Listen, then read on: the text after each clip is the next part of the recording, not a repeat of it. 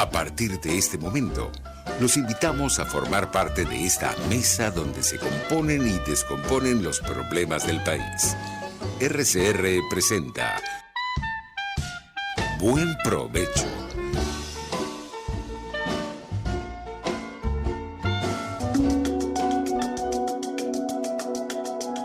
Monitor de Derechos Humanos, con el abogado penalista Fernando Fernández. Buen mediodía y buen provecho. Les deseamos a todas las personas que nos escuchan. Les habla Fernando Fernández, director y moderador del Monitor de Derechos Humanos. Encantado de estar con ustedes. Seguidamente los créditos. Dirección General de la Estación, Jaime Nestares. La gerencia de producción, Catherine Manzano.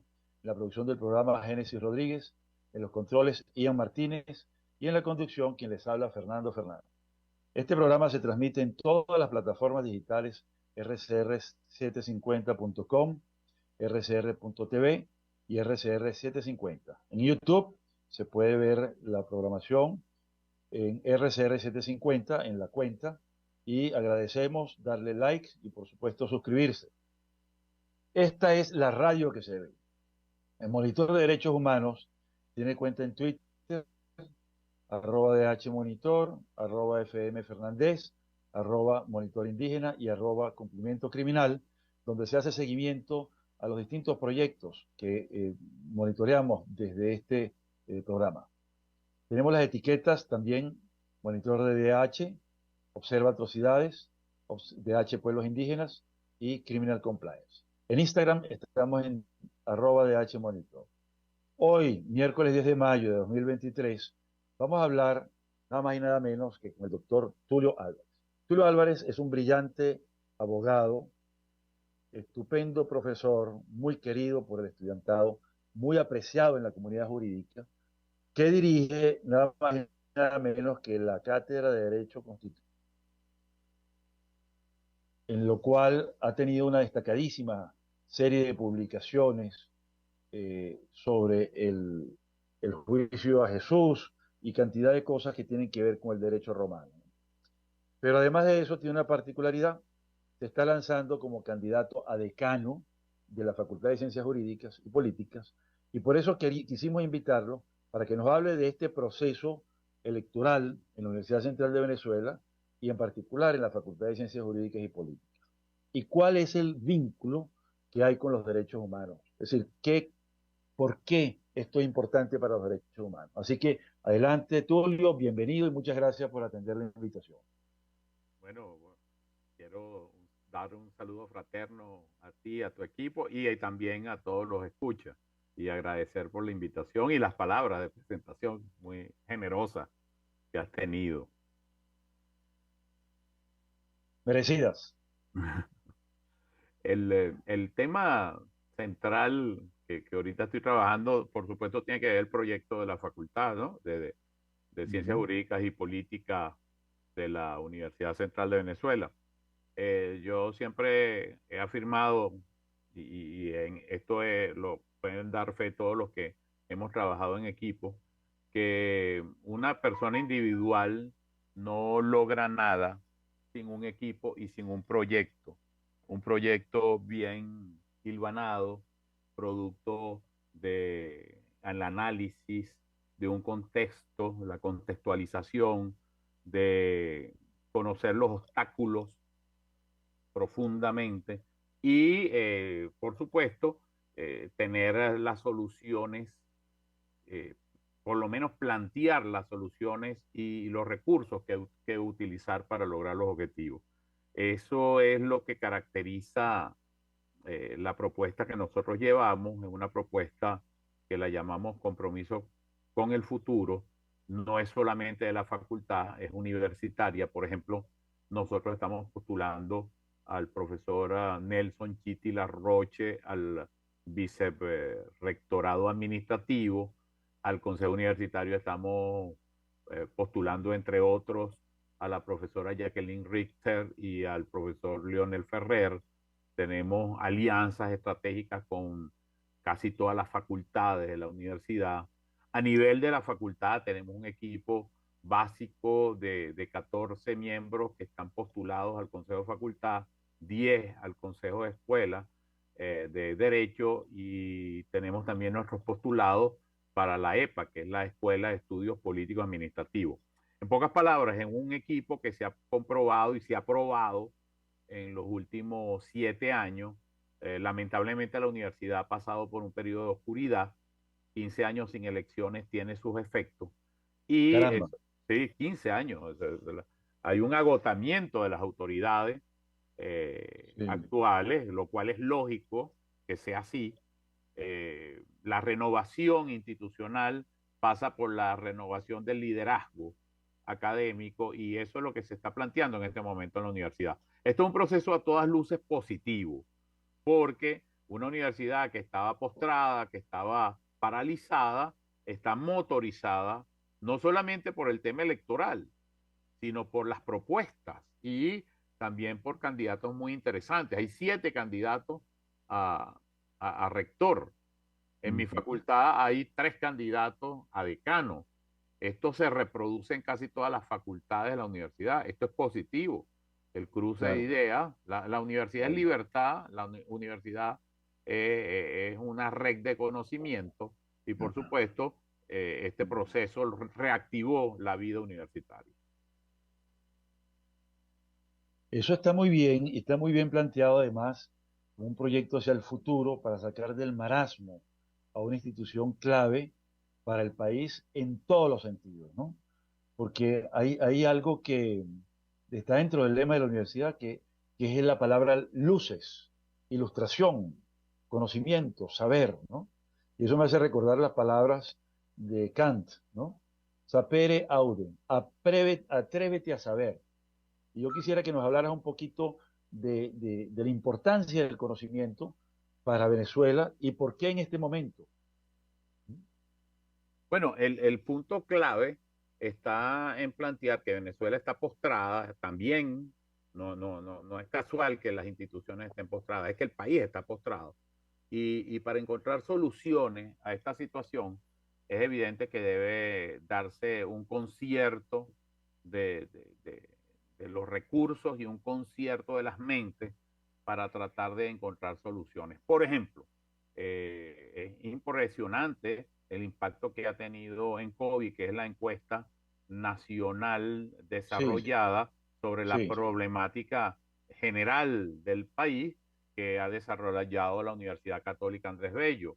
La Universidad Central de Venezuela ha estado permanentemente vinculada con el país. Nosotros mismos en la Cátedra de Derecho Constitucional hemos tratado siempre de plantear soluciones a las grandes controversias políticas y sobre todo en la temática de violaciones de derechos humanos y de la institucionalidad. En pocas palabras, la universidad no es una institución neutra, es una institución comprometida con el futuro de Venezuela, que debe plantear las soluciones y sobre todo debe poner las alertas cuando hay las violaciones de no solamente la Constitución, sino de los derechos humanos fundamentales, tal como está sucediendo actualmente en nuestro país. Sí, es decir, el Monitor de Derechos Humanos siempre hacemos seguimiento a las propuestas de la Cátedra de Derecho Constitucional, que además tú coordinas un movimiento de opinión muy interesante, ¿no? Quisiera que nos hablaras de este vínculo, ¿verdad?, que realiza la cátedra, no solamente en el salón de clases, sino con las redes sociales, la comunidad, la sociedad en general, para que la gente entienda, digamos, el mensaje de lo jurídico. Entonces, quisiera ver un poquito cuál es tu explicación de esto. Nosotros partimos de la base de que hay una crisis de ciudadanía. Ujú, Es decir, no solamente se da un proceso de violación de los derechos fundamentales, sino que las víctimas de estas violaciones no tienen plena conciencia de sus derechos. Y cuando hablamos de crisis de ciudadanía, es que estamos ujú, tratando de reactivar ujú. a toda la comunidad venezolana, no solamente la comunidad jurídica, sino en general a todos los sectores del país, en la vinculación entre la lucha por los derechos y la democracia per se. Y hemos destacado problemas graves que tienen que ver con ecuaciones evidentes. Por ejemplo, desde la perspectiva social, desde la perspectiva de los derechos sociales, voy a enunciar algunos elementales que son salud pública, educación pública, seguridad pública. Cuando nosotros analizamos las causas, siempre vemos una carencia de recursos como origen inmediato. Y hay un flagelo que ha azotado Venezuela que es del común conocimiento, que es el tema de la corrupción. Entonces nosotros hemos estado haciendo una vinculación directa entre la corrupción como flagelo y sus consecuencias en la merma de los derechos, el ejercicio de los derechos fundamentales. Entonces tenemos a un país que teóricamente tiene unos recursos, la corrupción absorbe buena parte de esos recursos y a nivel de hospitales, sistema de salubridad, sistema educativo, lo que vivimos en las universidades. La universidad está Sí, postrada porque, entre otras cosas, está asfixiada presupuestariamente. Y cuando vemos que hay una situación externa que nos afecta, también hay en lo interno una temática que en la ineficiencia de las propias autoridades de la universidad se pretende cubrir con la falta de recursos. Lo que encontramos hoy en Venezuela, en muchas universidades y en muchas facultades, es que hay autoridades que no planifican, no tienen creatividad, no están comprometidas directamente con la universidad, sino que tienen otros juegos, otros intereses políticos que no están directamente vinculados con el rol que cumple la universidad en la sociedad. Y ese rol es exactamente el que estamos hablando en este momento. Hay una, la universidad es doctora del pensamiento ilustrado. Es decir, sí, explica al ciudadano cuáles son sus derechos, pero lo más importante es explica cómo defender esos derechos. Y ese es el rol fundamental de la Cátedra de Derecho Constitucional y ha sido durante años ese el rol. Por supuesto, la pregunta es, bueno, la cátedra ha desarrollado unas actividades en todas las áreas sin ningún tipo de recurso. Precisamente por eso es que nosotros decimos que se pueden utilizar mecanismos complementarios para salir adelante y sacar a la universidad como institución. No solamente la excusa puede ser que no tenemos presupuesto. Y esa es la lucha de nuestro equipo. Nuestro equipo insiste, tenemos que renovarnos, tenemos que internacionalizar la universidad. ¿Qué significa eso? El conocimiento no es un conocimiento localista, foquista, el conocimiento es un conocimiento universal. En consecuencia, la mejor forma de llevar a la universidad a los mismos niveles de otras universidades en el extranjero es establecer redes de conocimiento con esas universidades, establecer redes de conocimiento con las universidades nacionales que son importantísimas y que tienen gran prestigio. Por ejemplo, hay universidades privadas como la Universidad Metropolitana. La Universidad Católica yo no la llamo privada. Yo hablo de la Universidad Católica como una universidad pública con gestión privada, sí. porque el fin de la Universidad Católica es muy compenetrado con la cuestión social y la transmisión. Por ejemplo, las áreas privilegiadas en la Universidad Católica son la educación, el área de educación y filosofía, que son las menos rentables que hay, las menos rentables que hay si ves a la educación como un negocio. Y Y cuando tú ves, letras, y y letras. letra también. Entonces, tú cuando ves la educación como un negocio, evidentemente no vas a abrir una facultad de educación, no vas a abrir facultades de filosofía, no, no, si la ves como negocio no las abres.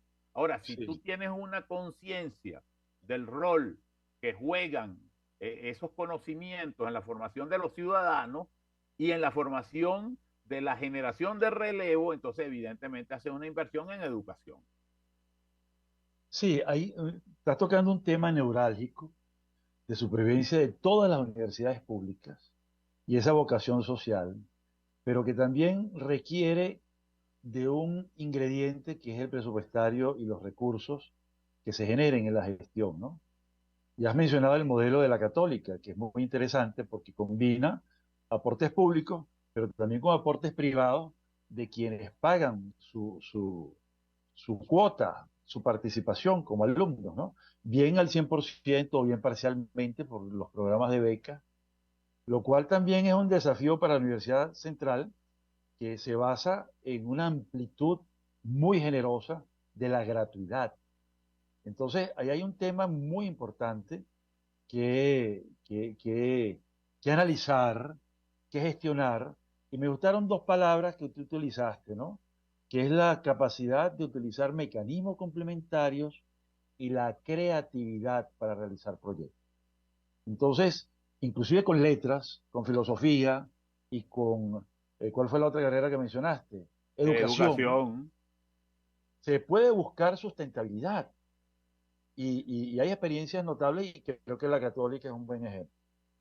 No, y la ¿Mm? central ha sido una institución que tiene una calidad realmente en cuanto a la producción de conocimiento indiscutible. Por eso es que aparece en el ranking como la primera universidad de Venezuela.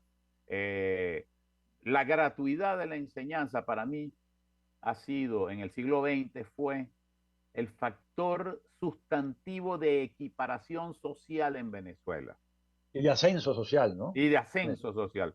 Eh, yo tuve el privilegio de estudiar en la Universidad Central de Venezuela en FASE, pero también en la Universidad Católica Andrés Bello en Derecho. Ese privilegio, yo hablo que es un privilegio porque yo no pagué. La Universidad Central de Venezuela fue gratuita para mí y en la Universidad Católica Andrés Bello fui beneficiario del sistema de becas proporcionales, de pago de pensiones proporcionales. En este momento, el 30% de la población de la Universidad Católica Andrés Bello participan en un sistema de becas de pensiones proporcionales todavía hoy. Y Ujú. además de eso, la parte sustantiva del estudiantado también tiene ayudas económicas de otro tipo, sin Ujú. contar el tema de las becas trabajo. La Sí, Universidad Central de Venezuela siempre tuvo los becarios que los protegíamos y los apoyábamos y estaban permanentemente controlados. Hoy no hay recursos, no tenemos becarios. Es decir, cuando se ataca a la universidad desde el régimen, no se está atacando a una institución abstracta o neutra, se está atacando a comunidades por ejemplo, en el caso de los estudiantes, la, el sector mayoritario de mis estudiantes son personas que necesitan y requieren apoyo económico, que sí. no podrían cursar estudios si no fuera marcada la gratuidad. Entonces, por eso yo soy defensor de la gratuidad. Sin embargo, eso no significa que no busquen fuentes de ingresos alternativas, por una parte, y todas las escuelas y todas las facultades pueden producir ingresos. Te voy a poner un ejemplo. La internacionalización como concepto de la facultad pasa por la internacionalización del posgrado. Y Ujú. con el prestigio que tiene la Universidad Central de Venezuela, se puede abrir el posgrado a toda América Latina y yo tengo la convicción que eso generaría suficientes Sí, recursos para financiar varios de los proyectos que nosotros tenemos. sí. Nosotros tenemos, por ejemplo, proyectos de extensión, de formación rompiendo el esquema rígido de anualidad que todavía persiste en nuestra carrera. Nosotros hablamos que pueden hacerse una oferta tanto formal dentro de la programación como de extensión anual, semestral, modular. ¿Qué significa modular? Una oferta de contenido de acuerdo a la necesidad que pueda tener en un momento el país y la sociedad. Y por supuesto eso tiene una clientela internacional muy fuerte que genera recursos y que puede financiar la formación de nuestros profesores, que ha mermado profundamente. Nosotros tenemos una planta profesoral que se ha visto disminuida por muchas razones. Una es la típica que sufre hoy Venezuela, que los profesores, a mí se me fueron en la cátedra 5 profesores importantísimos al extranjero, buscando mejores condiciones de vida. También la merma de las condiciones económicas y sociales, porque no solamente un salario digno, sino que la universidad tenía un servicio social de apoyo a los Sí. profesores y a su familia. Yo, por ejemplo, me vi beneficiado de ese servicio de SAMOI durante los primeros, bueno, lo que pasa es que yo tengo unos días en la universidad, los primeros 25 años los primeros 25 Unas años de cuantas servicio, lunas, unas cuantas sí, lunas. los primeros 25 años de servicio que yo presté en la universidad, yo estaba absolutamente seguro desde la perspectiva de protección social, mi familia y yo. Ha ido mermando en los últimos 15 años hasta llegar a una situación de postración y ahora con una nueva asociación. Fíjate lo importante de la relegitimación de autoridades. Las nuevas autoridades de la Asociación de Profesores que fueron relegitimadas y designadas a fines del año pasado han hecho un esfuerzo extraordinario que ha beneficiado a toda la planta profesoral y se ha ido recuperando el tema de la salud del profesorado. Por supuesto, falta mucho por hacer, pero las carencias son tales que este gran trabajo que ha venido haciendo específicamente el presidente de la asociación, el profesor Afonso y su equipo, ha tenido un impacto inmediato. No solamente eso, sino que la asociación ha salido a la calle con los otros gremios a defender nuestros salarios y nuestras condiciones de vida. Entonces, la universidad es una pequeña Venezuela. En la universidad, tú fíjate, si tú te pones a ver, yo me pongo a ver la Universidad Central de Venezuela y es el país. El rector es el presidente, el Consejo Universitario es la Asamblea Nacional, las facultades son los estados, dentro de las facultades e institutos de investigación hay escuelas, Sí, hay cátedras, hay departamentos, es decir, sí, hay una estructuración que te refleja un país, hay estudiantes, hay obreros, hay empleados, hay egresados que son claves en nuestra relación sí, con el mundo externo. Esos egresados son nuestros mensajeros permanentes.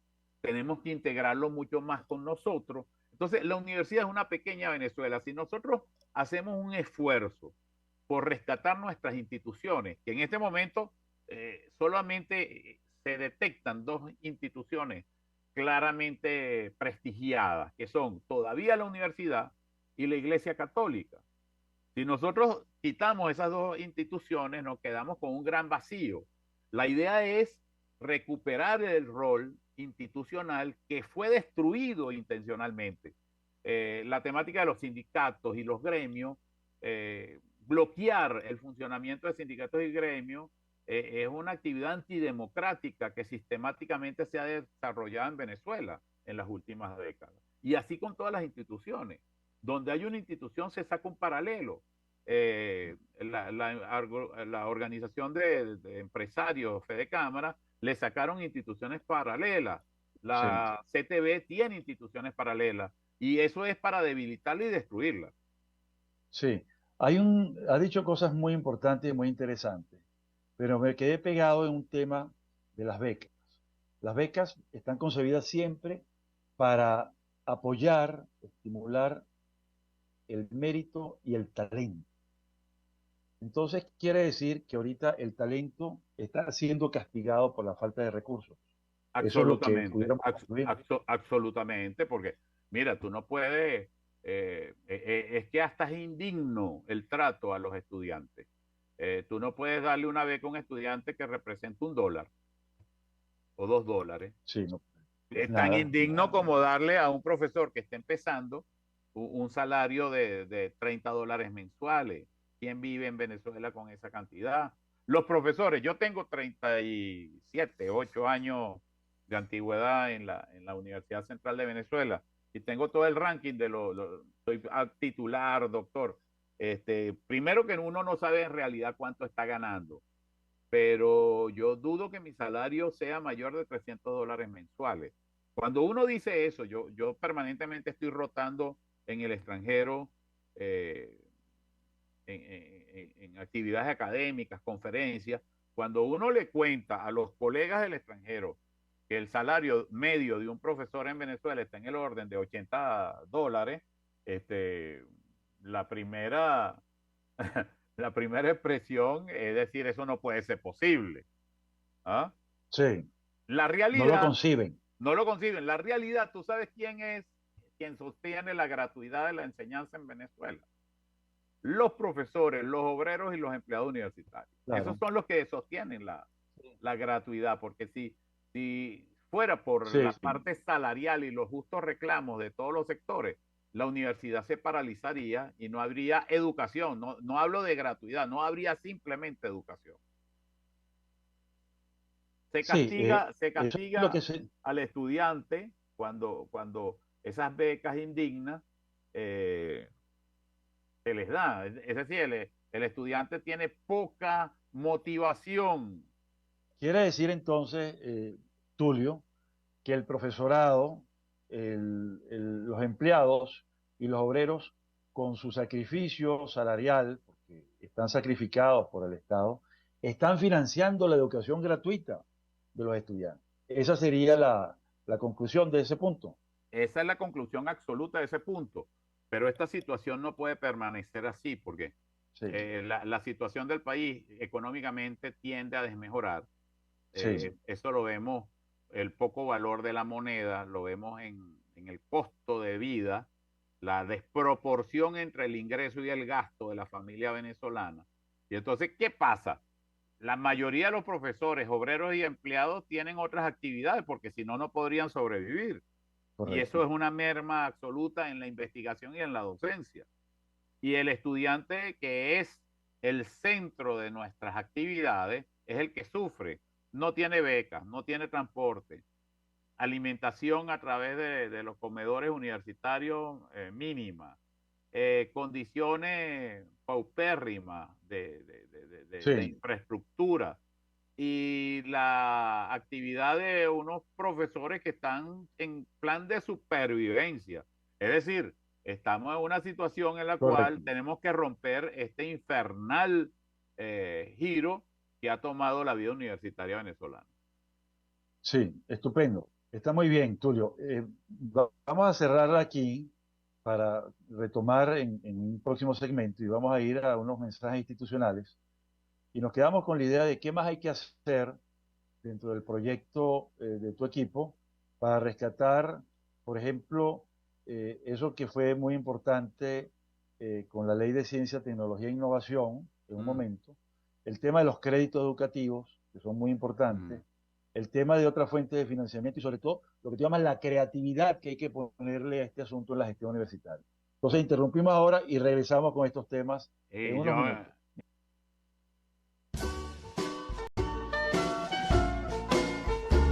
Los grandes temas se debaten en la mesa. Buen provecho por RCR 750, la radio que se ve. Y síganos en Twitter en @RCR750. Puedes seguirnos en nuestras redes sociales. En Twitter, @RCR750, la radio que se ve. Pretty woman, na, na, na, na, na. La gran estilista Teresa está al frente de su salón de belleza Tarina, con su maravilloso equipo de profesionales peluqueras y manicuristas. En el salón de belleza Tarina siempre vas a lograr el look de la mujer bonita. Está en la planta alta del Centro Comercial Galerías Prados del Este. Ven para que te consientan. Pide tu cita por el 0414-222-6577. Salón de belleza Tarina. Atención como tú lo mereces, con todo cariño. Pretty woman. Queridos astroyentes, nuestro programa Guía Astrológica ha cambiado de horario. Todos los sábados de 2 a 3 de la tarde, Guía Astrológica. Solo por RCR y RCR.tv, la radio que se ve.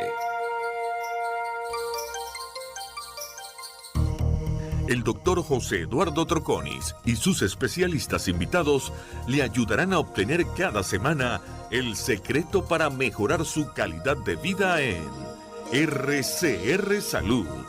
Usted podrá comprobar la veracidad de las tradicionales técnicas y últimas tendencias que se divulgan acerca de la salud y la medicina en nuestra sociedad. Hay mucho más dedicación y hay mucho más experiencia.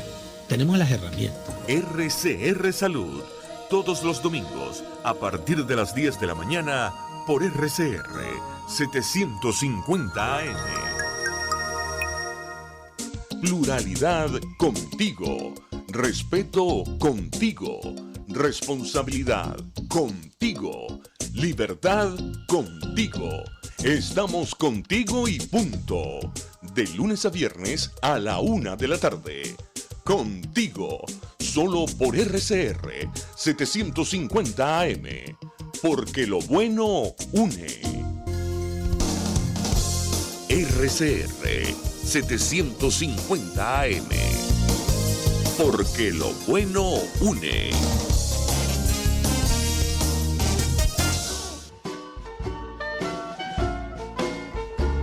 Escuchas Buen Provecho por RCR 750, la radio que se ve. Bueno, regresamos con el profesor Tulio Álvarez, doctor en Derecho, candidato a ser decano de la Facultad de Derecho, y está en la cabeza de la Cátedra de Derecho Constitucional, una especie de linterna que alumbra el camino, el sendero de la constitucionalidad. Y quedamos en el tema del financiamiento y la creatividad. Y dejamos para este segmento el tema de cosas que, cómo hay que hacer, por ejemplo, con la LOCTI, que fue tan próspera y tan importante, para retomar ese camino. Y otro tema muy interesante, el tema de los créditos educativos, las becas, etcétera. Así que dejamos la palabra a Tulio para que nos explique qué idea se le ocurre dentro de ese enfoque creativo de la gestión universitaria. Adelante. Bueno, te voy a poner un ejemplo. El tema de la LOCTI, la Ley Orgánica de Ciencia y Tecnología, en un pasado, permitía que las grandes empresas, que los grandes conglomerados empresariales o inclusive pequeñas empresas, utilizaran un mecanismo sustitutivo del pago de impuestos que les permitía hacer aportes a las universidades y se les reconocía desde la perspectiva impositiva y tributaria. Eso generó que aquellas instituciones universitarias que estaban preparadas para aceptar estos aportes desarrollaran proyectos. Es decir, no era que se le daba un dinero a la universidad y punto, sino que la universidad preparaba los proyectos y a través de la LOCTI, de esta ley orgánica, se canalizaban esos recursos a subsidiar, a financiar esos proyectos. Entonces, por supuesto, ahí hubo competencia entre muchas instituciones universitarias, hubo algunas que tuvieron una gran eficacia en la captación de recursos. Yo conozco el caso de la Universidad Católica, fue muy exitosa, se levantó todo un conglomerado de infraestructura en la universidad sobre esas bases, laboratorio, biblioteca, con aportes privados, con aportes privados. Por eso es que yo hablo de una universidad pública de gestión privada. Y esa ley fue derogada en esa parte específica de la posibilidad de financiamiento universitario a través del sistema sustitutivo, fue derogada. Yo solamente le encuentro la justificación a que el régimen deseoso de recursos, que siempre ha administrado mal, cerró esa posibilidad, y también porque le daba gran vida a las universidades, le generaba a las universidades recursos. Mira, tan sencillo como decir, un empresario egresado de la Universidad Central de Venezuela simplemente consideraba que era un deber de su parte retribuirle a la universidad lo que le había otorgado, proteger a la universidad, y entonces utilizaba la LOCTI para esto y generaba un financiamiento de proyectos. Esa es una fuente fundamental, sustantiva de financiamiento de las universidades públicas y privadas en Venezuela, que fue derogado y que yo creo debe restablecerse. Otro punto tiene que ver con la producción de conocimiento, y no solamente conocimiento, sino de productos concretos que las universidades pueden realizar. Mira, los laboratorios de la Universidad Central de Venezuela, la parte médica, la parte relacionada con proyectos económicos, desde toda perspectiva, son de primer nivel. Sí. Y la universidad puede suscribir proyectos concretos, convenios con instituciones públicas y privadas que generan un financiamiento. Los estudios de posgrado. Sí. Cuando una universidad tiene el nivel de prestigio que tiene la Universidad Central de Venezuela, por ejemplo, en el área de Derecho, que está precaria, absolutamente precario el posgrado y que hay que recuperarlo en forma inmediata, ese posgrado tú puedes establecer unas cuotas del posgrado que están reservadas para el estudiante extranjero que paga en divisa fuerte y que eso te permite no solamente financiar otras actividades. Yo, por ejemplo, hablé de la formación de nuestros profesores, sino que a los trabajadores que participan en estos proyectos, los empleados administrativos, pueden tener beneficios económicos complementarios producto de su actividad. Y eso Claro. permitiría de alguna forma morigerar, atenuar la grave situación en que ellos se encuentran. El ejemplo más clave para mí en la Facultad de Ciencias Jurídicas y Políticas es el del posgrado. Sí. Los empleados administrativos del posgrado son los que sostienen ese posgrado. Sí. Son de una calidad tremenda, personas dedicadas, personas que tienen una gran mística y lo hacen a cuenta de un salario que no es digno. Sí. Y ellos generan recursos, hoy se pueden generar y se generan recursos internos, pero si tú internacionalizas y haces que se complemente la Sí. actividad de posgrado con la actividad extranjera, eso financia fundamentales proyectos de la propia facultad y además Bien. ayuda a darle una posición económica más aliviada a nuestros empleados administrativos, que se lo merecen además. Entonces, son múltiples. Yo por ejemplo, cuando yo estudiaba, yo participé en proyectos de investigación financiados, participé, te voy a decir, desde muchacho, desde niño, que empecé mis estudios, yo participé en el proyecto de sistematización de las constituciones estadales en Venezuela, que fue un proyecto con el gobierno nacional, financiado por el gobierno nacional, que generó recursos para la universidad. La sistematización de los dictámenes del Banco Central de Venezuela, participé en ese proyecto, que el Banco Central de Venezuela tenía los recursos y hizo los aportes a la universidad correspondiente.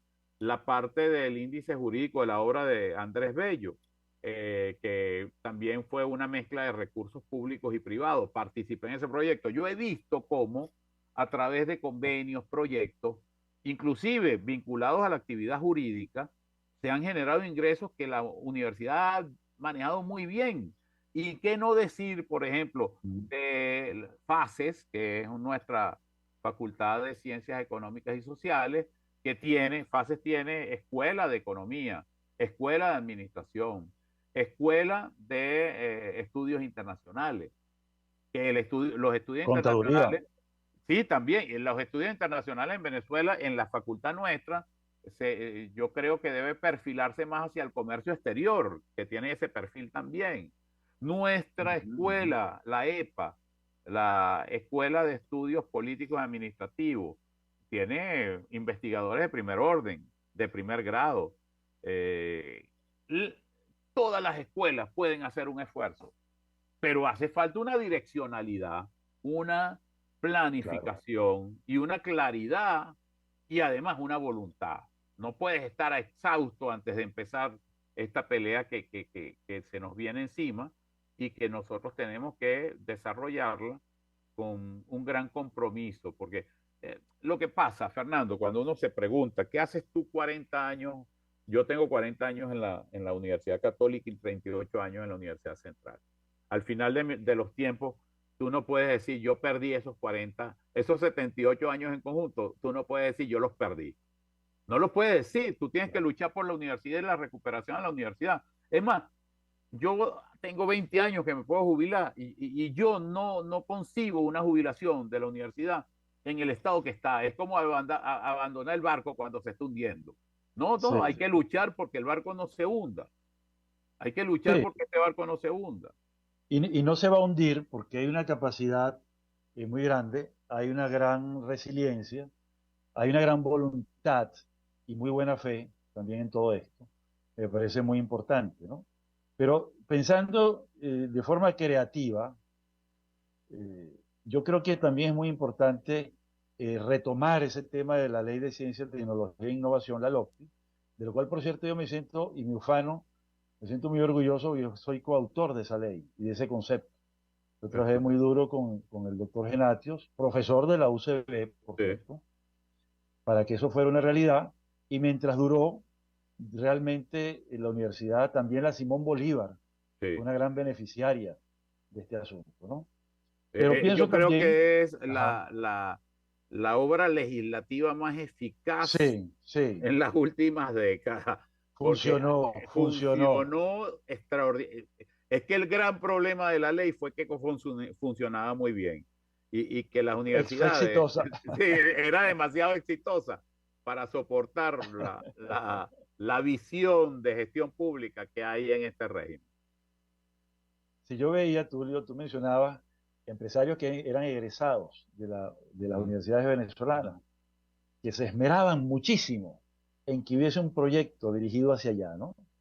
Y veían eso con una satisfacción interior tan grande, con un orgullo. Me placía mucho, yo soy abogado empresarial y eso me da un enorme placer participar en esos proyectos, ¿no? Y verlos y escucharlos, ¿no? Ahora bien, pero hay un proyecto de país también muy importante que existió y que fue exitoso, que es Fundayacucho. ¿Qué propondrías tú con relación a eso? Y el tema de los créditos educativos, también existió Educrédito. Sí. ¿Qué formularías sobre eso? Bueno, cuando hablábamos del que en el siglo XX venezolano la gratuidad de la enseñanza Sí. fue clave en el esquema de equiparación social y en el ascenso social de Venezuela. Quizás el proyecto más importante de esa educación fue Fundayacucho. Fundayacucho fue un proyecto que cubrió todos los sectores, que fue generoso en cuanto a la amplitud y que le permitió a miles de personas, miles de venezolanos de los estratos más humildes que jamás hubieran soñado con esa posibilidad estudiar en las mejores universidades del mundo. Fue sobre la base de un financiamiento que tenía como norte el mérito. Por supuesto, esta Venezuela actual que nosotros conocemos eh, no está preparada desde el punto de vista de administración de los recursos para ejecutar un plan similar. El tema de los créditos educativos también es otro tema interesantísimo.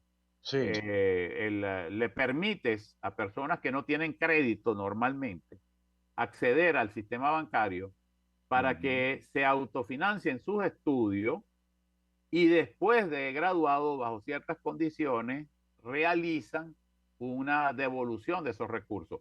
Pero, por ejemplo, en el caso de Fundayacucho también era así. El venezolano que estudió en el extranjero regresó a Venezuela e hizo aportes sustantivos en todas las áreas del conocimiento. Y un número fundamental de ellos fueron profesores universitarios que regresaron al aula y formaron a su vez a otros venezolanos. En pocas palabras, es un tema de racionalización de los recursos, es un tema de tener muy claro el norte y además es un tema de gestión pública. O sea, la racionalización de la gestión pública pasa por la racionalización de los recursos y de alguna forma extirpar el flagelo de la corrupción. Porque, Sí, sí. miren, desde la perspectiva de las informaciones que se han manejado en Venezuela sobre la corrupción desatada, en Venezuela, no solamente por vía de la corrupción, sino por vía de la mala administración, por vía de la destrucción de las industrias, y especialmente la industria petrolera y las industrias de Guayana, por la vía de perder el norte en cuanto a proyecto país, todos esos recursos hubieran permitido una formación desde la perspectiva internacional de nuestros estudiantes, el mejor sistema de salud posible o imaginable, la mejor esquema de infraestructura, y todo eso se ha perdido en 2 décadas muertas del país. Y esas décadas hay que recuperarlas. Y la única forma de recuperarla es con una conciencia de ciudadanía, pero también con un cambio de estas estructuras gubernamentales que cada día nos están llevando a un precipicio que no sabemos hasta dónde puede llegar, porque una de las tragedias que vive el venezolano es que él entiende que no ha tocado el fondo y no sabe dónde está ese fondo. Y la capacidad de soporte del venezolano común y sobre todo cuando hablamos de nuestra problemática específica del trabajador universitario, ya la capacidad de soporte ya se quebró absolutamente. Sí, estamos en un momento de quiebre, que es lo que llaman un punto de inflexión, a partir del cual van a tener que surgir cambios importantísimos, ¿no? Y es lo que se llama justamente cuando se agotan estos regímenes, el momento clave para la transición. ¿Cómo ves tú a la Universidad Venezolana en un proceso de transición? Hacia la Eh, democracia, hacia la libertad, hacia el pleno ejercicio de los derechos constitucionales. ¿Cómo lo ves? en esta coyuntura actual, el protagonismo lo está llevando la Universidad Central de Venezuela. Estas elecciones que se están desarrollando, este proceso electoral que se está desarrollando en la Universidad Central de Venezuela, es un parámetro sustantivo para otro proceso que se está dando y que se va a ejecutar casi simultáneamente, que es el de las primarias para definir democráticamente un liderazgo nacional. Esto es muy interesante, es decir, la Universidad Central va a marcar la pauta con relación a las otras universidades.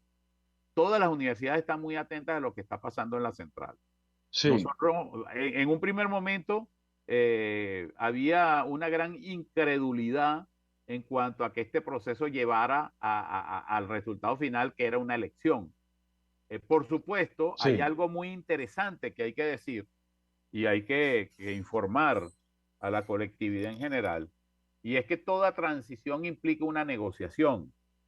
Y estas elecciones son sí, producto de una negociación. Es decir, estas elecciones se dan en este momento histórico porque dos partes lograron un entendimiento sobre elementos comunes. Hay que decirlo, las condiciones de participación en este proceso no son las mejores, pero son la sí, alternativa única frente a un estado de postración y frente a una situación de sí, calcificación de las autoridades.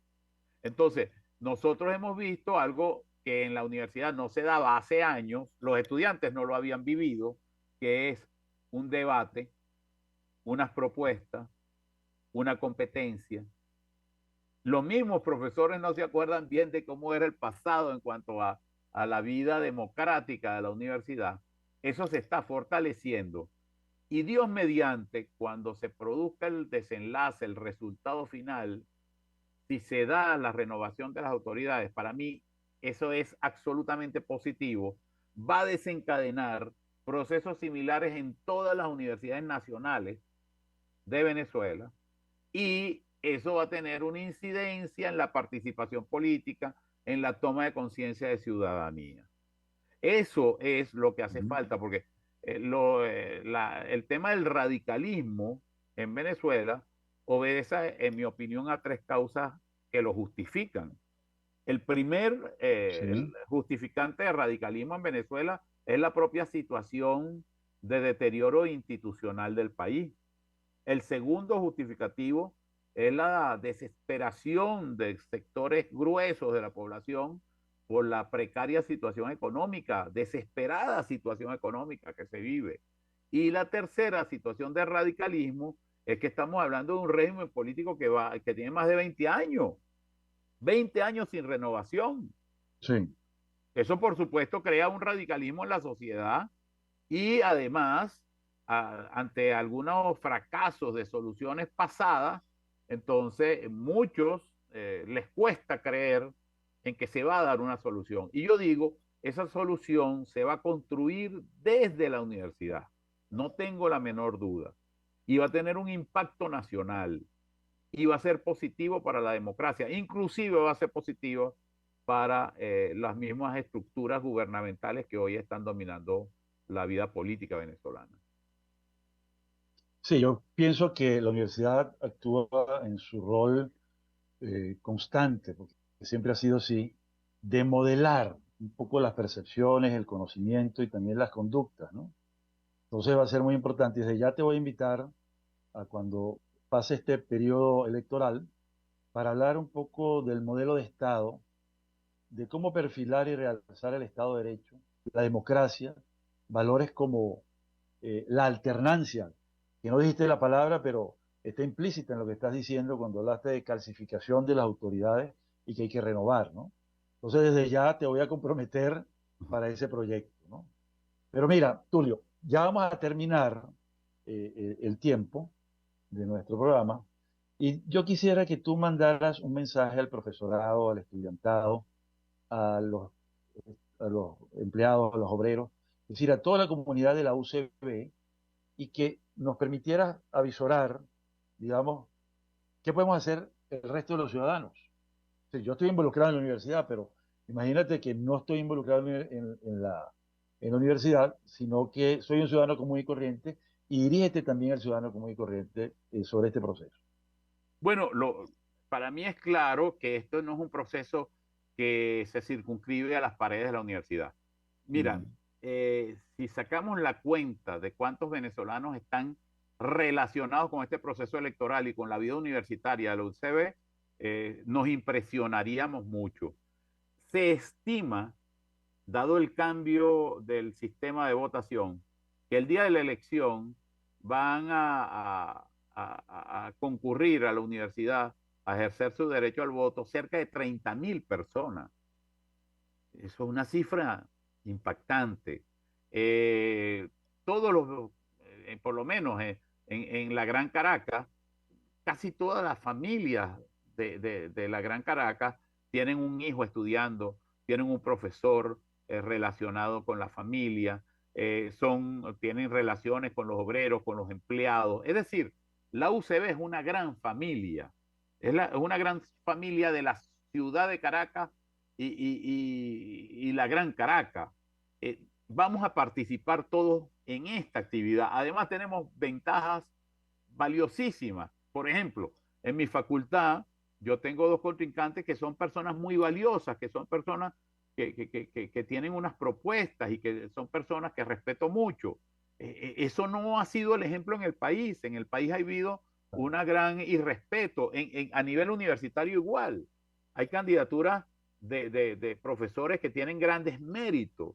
Es decir, hay una oferta de liderazgo y de autoridades a futuro que no se puede desperdiciar. Y yo le pido a la ciudadanía que apoye este proceso, que esté muy pendiente de este proceso, y a nuestros empleados, profesores, obreros, estudiantes, egresados. Díganme los egresados. La Universidad Central de Venezuela tiene miles de egresados en todas partes de Venezuela, que le duele la universidad porque es su casa. Entonces, ese impacto de lo que va a pasar en la Universidad Central de Venezuela hay que rescatarlo. Y hasta ahora se ha desarrollado con un gran civismo, con una comisión electoral que ha cumplido su rol, con unas autoridades que han tratado en general de vigilar el proceso y apoyar el proceso de renovación, de grupos de opinión que están todos inmersos en proteger el proceso. Vamos a proteger el proceso. No ataquemos un proceso que nos va a tener siempre resultados positivos. Está muy bien, Tulio. Te agradezco muchísimo, de verdad, tu tiempo, tu dedicación. Te deseo el mayor éxito. Creo que tus ideas están muy claras. Y desde ya nos comprometemos entonces para trabajar el tema del Estado, la gestión pública, el tema de la democracia, el tema de los modelos que hay que seguir para realzar ya no solamente a la universidad, sino al país y llevarlo al justo punto, al justo lugar donde debería estar. Así que muchas gracias. Nuevamente nos despedimos y seguimos pendientes para el próximo miércoles. Un abrazo. Hasta luego.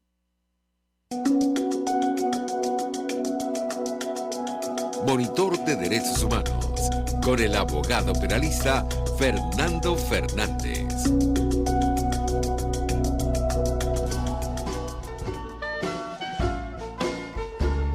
RCR presentó Buen Provecho. Síganos en Twitter como @RCR750. La radio que se ve. RCR presentó Buen Provecho, una producción nacional independiente con certificado número 22388 para dar cumplimiento al artículo 14 de la Ley de Responsabilidad